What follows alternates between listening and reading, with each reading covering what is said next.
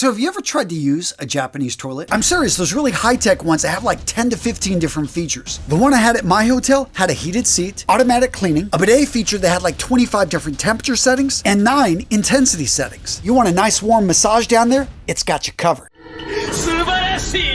On top of that, there was a soapy wash option, along with an air dryer, which again, you had like 10 to 15 different temperature settings. And let's not forget the noisemaker, which apparently covers up your noises, a remote control, and last but not least, a nightlight. Gents, at least one time in your life, you need to experience a toilet like that, especially when you can't make sense of any of the controls or buttons. But seriously, gents, for a Westerner, Japan is one of those countries that blows your mind. First up, it's the things that you don't expect, like the toilets, that you are just like, oh my gosh, what are these people doing? What are they onto? This is friggin' amazing. And it's also humbling when you can't make sense of any of the words, any of the letters, any of the signs. Gents, when you're immersed in a new culture and you don't speak the language, you don't really understand anything that you're reading, you are forced, in a sense, not only to humble yourself, but turn on all of your senses and really try to take things in and communicate with people in a way that you haven't done since you were a kid. I remember one afternoon we were lost, we couldn't get a great connection, and we ended up finding a gentleman who tried really hard to help us. For me personally, and what I found as well with my kids, is that when we were in this environment, we had to be fully present trying to make sense of something as simple as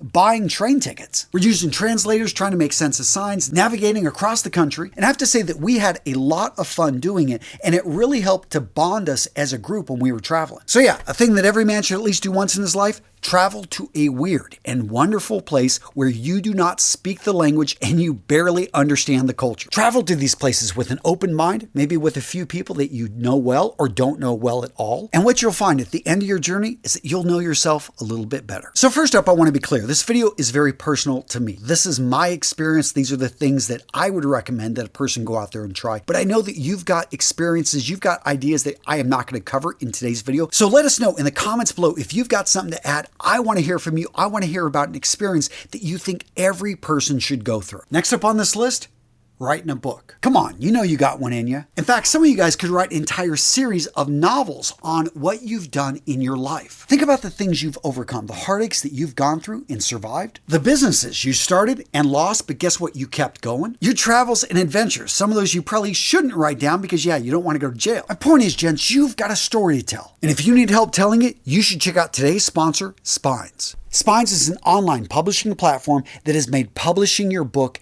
easier than it's ever been. Seriously, gents, if you've got a book in you, Spines is your one-stop shop for all your publishing needs. So with Spines, you are able to focus on your creativity and on your story. Spines handles the complexities, offering a seamless transition from draft to distribution. In fact, they're using the latest technologies to make sure that you're getting quick turnarounds and that the publishing process is as quick as it can be. Spines also helps with global reach and royalty management. Gents, Spines was created by a team of writers and visionaries. Their goal is to make publishing more accessible to men and women like you. Now, gents, whenever you go over to the Spines website, what you're going to see is they've got tons of options. So if you've already got a book that you've been working on, or if you've just got a book right up here and you want to get started, Spines has plans. They've got options that suit you and your needs. I also love, gents, how they've got tons of reviews. People talking about using the service to be able to get the dreams up in their head into a real book that people can read on their computers. They can read as a paperback or a hardcover. Gents, as a guy that has books out there, I can tell you they are a lot of work. What I love about Spines is they make the process easier. They provide you structure, they provide you the support so that you can go step by step to accomplishing one of the things you want to get done in your life, which is to put a book out there to share with the world. Gents, I know you got a story, and if you want to be able to navigate writing a book and publishing it, you need to check out Spines. They make it easy, they make it possible. So gents, I'm linking to Spines down in the description of today's video to get the best deal on the web and get started today, taking a step in the direction of achieving your dream. Now, this next experience is not for the faint of heart. Literally, this is something that you want to be, I think, in good shape. But here's the thing. So many times in our lives, our bodies can do more but our minds are holding us back. I know this was my case. My junior year in high school, I could not break, or at least I thought I couldn't break, the 5-minute mile. That wasn't until my coach told me to do something a little bit different. He's like, Tony, I want you to run the first 3 laps as fast as you can. And if you die, if you have to walk out after that, that's fine. But that last lap, let's see what you've got. Let's see what you're made of. So sure enough, I take his advice and I just go out quick. And for the first 3 laps, I'm up there in the top 3. That last lap, I am dying. I have one of those out-of-body experiences. And somehow I pass the last 2 guys at the very end and end up winning the race. But more importantly, my coach comes up to me afterwards and shows me my time. I ran a 4:47, which was 16 seconds faster than I had ever ran in my entire life. Now, if any of you guys know distance running, in particular the mile, a 16-second drop is huge. And what's crazy is all those races before, I thought I had ran to my limit, but I hadn't. I had been held back. And sure enough, a few years later, when I was going through Marine Corps OCS, we would do these forced marches, and you would put like 60 to 70 pounds on your back. You're carrying, weapons and all this other stuff. Let's just say that it is a difficult march. You start off at about 3 to 5 miles. Eventually you make your way up to about 25 miles. And this is a straight forced march. And yes, you're stopping once every 25 minutes. There's a 5-minute break. But what's crazy about these forced marches is how many guys you thought were in great shape are falling out, literally are passing out. And yeah, then the corpsman comes running up with that silver bullet, which you don't want to get unless you're into that stuff. But seriously, there were so many times during those forced marches, I was like, man, I want to quit. I am tired of this stuff. And it's interesting. The thing that they would say is just put one foot in front of the other. Just say, hey, can I go another 100 meters? Can I go another 100 meters after that? And you kept just thinking, hey, I need to just make it to the next break. And sure enough, the body just keeps going. The mind is saying you can't do it, you need to stop, but the body pushes through. Gents, I highly recommend at least once in your life, you push yourself to the limit. Find a trainer, find a coach, and it doesn't have to be just straight up physical activity. It could maybe be a skill. Maybe you don't think that you're capable of playing the piano. Well, actually hire a coach. Work with somebody that can push you to your utmost limit and help you go farther than what you thought possible. Because the worst thing that's going to happen is you're going to fail. And that's not the worst case. The worst case is you never even try. So next up on this list is making sushi. Actually, it's more about just learning to cook a meal or a food that seems somewhat difficult, but you absolutely love. All right, so that was a bit of a mouthful, so I'm just going to stick with the sushi. But here in central Wisconsin, we didn't really have any place near us that made sushi. My wife and I both love sushi. So about a decade ago, we got this idea, like, let's just learn to do it ourselves. Well, it turns out when you start asking good questions, you start being able to find the answers you're looking for. And it turns out we just bought a book, one of those like dummies, how to make sushi. And we looked online and we realized that we could actually order a sushi making kit. I mean, it came with a whole little mat, a little booklet on how to make the rice. We ordered most everything online. And what I found out pretty quick is, one, it's nice to have a partner that already knows how to cook. So I do have to give my wife a lot of credit on this, but it also became really fun because we started inviting over other couples in the area that also loved sushi, and we started doing these sushi parties. Now, I have to admit, the price wasn't that bad. I mean, as many of you guys know, sushi, when you go out to a restaurant, is relatively expensive. But whenever you buy the supplies in bulk and you have them delivered and you're splitting that with like 5 other couples, all of a sudden I realized we're paying about $20 to $30 a head, but we had more sushi than we were ever eating at a restaurant. And I have to admit, I ended up getting spoiled because I started making it in a way that I wanted it. So I could add, a little bit more fish here, less rice there, more wasabi when no one was looking. That way my friend Vasil actually was spitting the stuff out. But yeah, you get the point. Now this next one on the list is going to scare some of you guys because you've never done it, and deep down you're a little bit worried. Now some of you guys got this in the bag. What am I talking about? A fight. A controlled fight. Now, if you grew up wrestling, boxing, or you had brothers or sisters that were pretty tough on you, you've been in quite a few fights. But I think it's safe to say most men growing up have actually never been in a fight with another person. And here's the deal. You don't want to get into a fight with another person because there are so many things that can play into this, from luck, from the chance that guy could be carrying a weapon. But I do think being in a controlled fight, one that is supervised by somebody that understands fighting and doesn't let it get out of hand, and that you've been trained for, you've been prepared for, can really do a lot for your confidence, and in the unlikely situation in which you are in a fight, possibly give you the tools to either win the fight, get out of it, or to be able to strike your opponent and then get the hell out of there. Now, in my case, I joined the United States Marine Corps because I wanted to get tougher. I wanted to be able to learn to fight. The funny thing is the Marine Corps doesn't teach you specifically how to fight that much, but there are side clubs, there are groups of guys getting together, and sure enough, we were on a deployment, and for PT that day, my staff sergeant decided to get the entire platoon together, lieutenant included,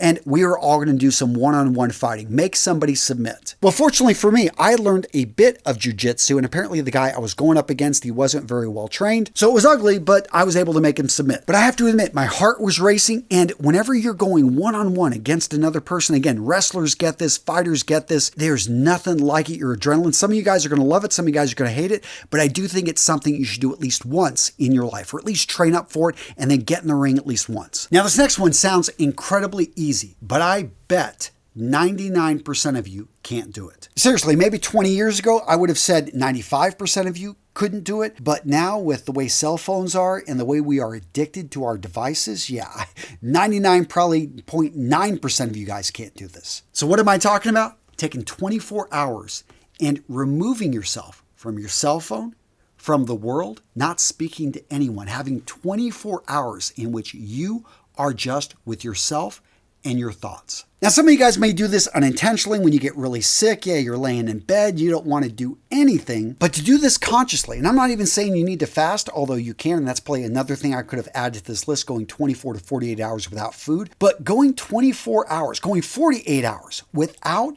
talking, without jumping on a cell phone to doom scroll, literally go in silent monk mode. This is incredibly difficult to do, and a lot of you guys don't even see the point.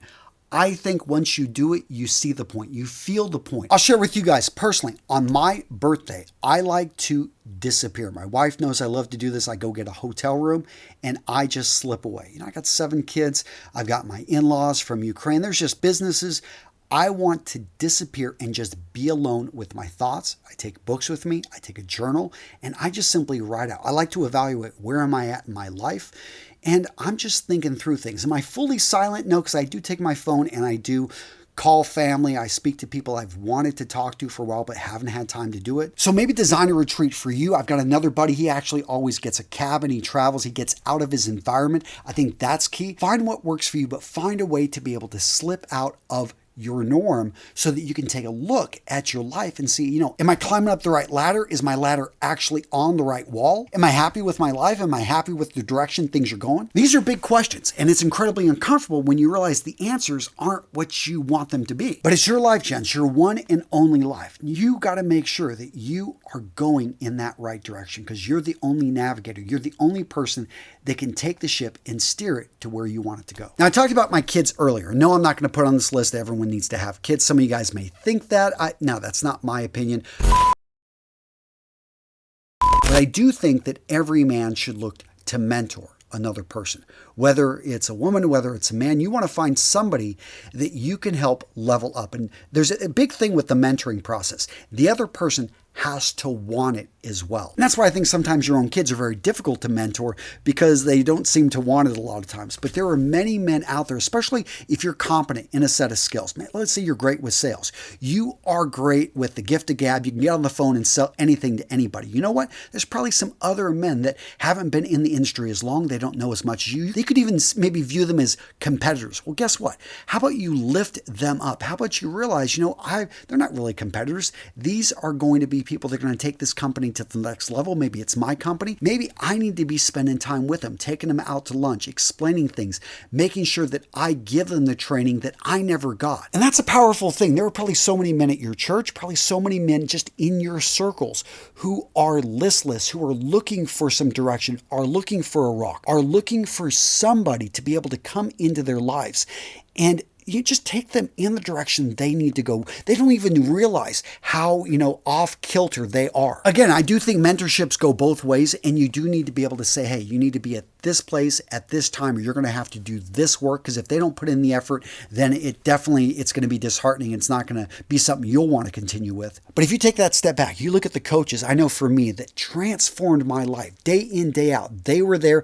I was committed. They were committed, and those type of mentors, man, you never forget them, and you can have a deep impact. And yeah, it's definitely something you need to do at least once in your life. Now, this next item on the list used to be, I think, a lot more common, but nowadays we live in a disposable society. So when something breaks, we throw it away. But how about you actually take the time or take the chance to repair something? And I know the excuses, Antonio, to get the repair parts, it's almost the same price as buying something new. But here's the thing, when you repair something, or if you can you look around, get those repair parts, if you can get them just a little bit cheaper, and this feeling of self-sufficiency that you were able to take that washing machine that had been leaking for 6 months, and you took it apart. You found the hose that actually had the crack in it. You replaced that hose. In fact, you realized you didn't even need to order a part. You could actually take an old garden hose and, rig it in a way that actually it works fine. I know for me with my truck, I don't do this much anymore, but I can change the brakes. I can definitely change any of the tires. I can change the oil. Knowing that I can do that basic maintenance and basic repairs, it gives you a confidence. It gives you a deeper appreciation and understanding of a part of the world that a lot of people are completely oblivious to. Now, speaking of cars, let's talk about road trips. So the first road trips I can remember as a kid, my dad would actually come out to Midland, Texas and pick us up all the way from Camarillo, California, and we would make the drive back. It was 2 days,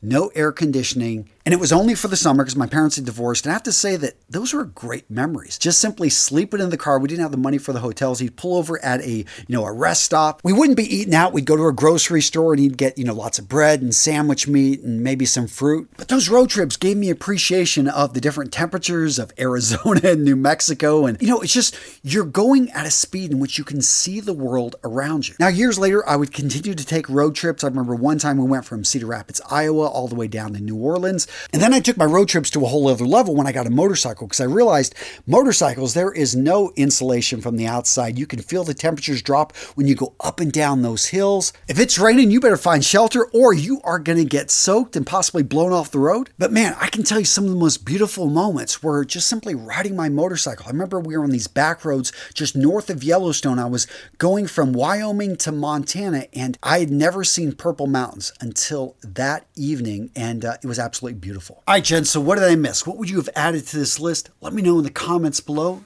and keep watching. Boom, right here. Check out this video. Oh yeah, you're going to love it. Check it out. Come on, boom, click right there. Oh yeah, come on. It's a good video.